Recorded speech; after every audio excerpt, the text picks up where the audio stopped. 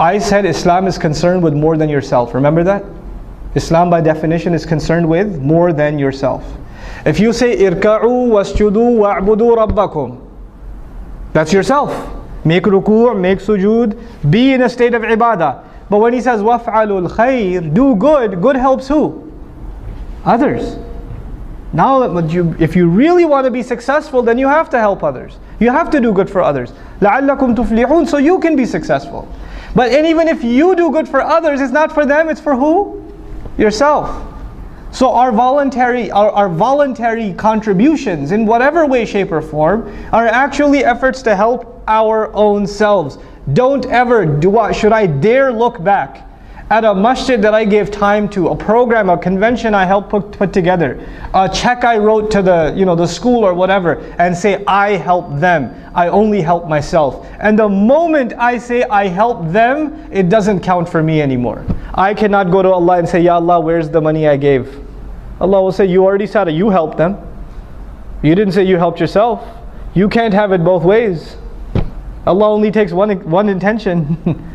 So if you're going to give, whether you give time, whether you give money, whether you give effort, whether you give suggestions, if you're going to give, you better only expect returns from Allah. You expect anything from anyone else, Allah doesn't like to share intentions. Allah is very jealous of intention, subhanahu wa ta'ala. He wants His intention to be exclusive.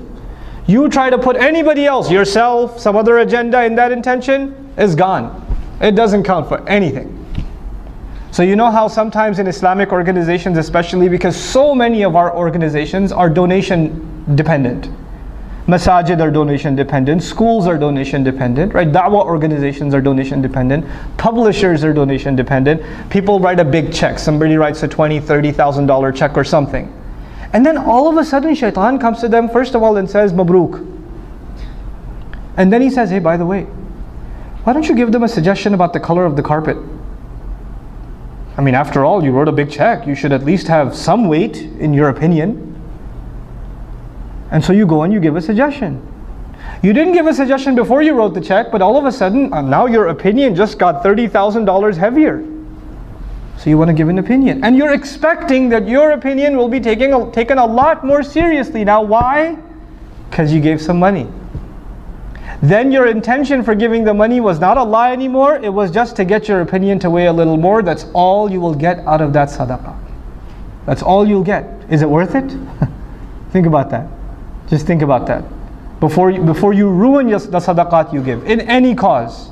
Wallahi, in any cause. Don't tie your contributions to expectations.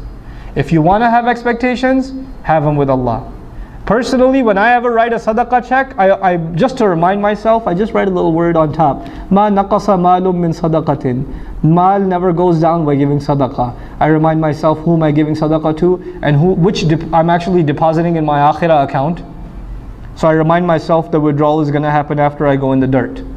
So I don't expect any withdrawals yet. You try to withdraw now, you won't get anything there. I want to make sure I get that across to all of you, inshallah ta'ala.